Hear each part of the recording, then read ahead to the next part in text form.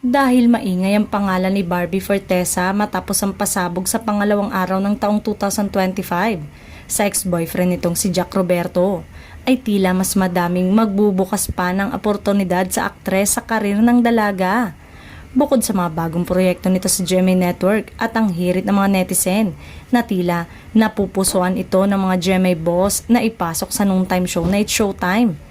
Dahil nga sa pagiging energetic ni Barbie sa mga naging guesting niya ay siya ang kapuso star na most requested ng madlang people na maging host ng It's Showtime.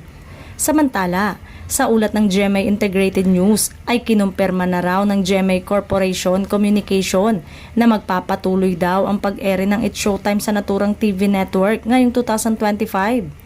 Sa pag-renew ng panibagong kontrata, kasabay ang mga pagbabago na magaganap sa noontime show, gaya ng inaasahan ay hindi pa din umano makakapag-promote ng mga serye ang ABS-CBN sa programa. Kasunod nito, sa mga susunod na araw ay magaganap na ang contract signing na mas lalo pang pagtitibayin ang ugnayan ng ABS-CBN at GMA Network.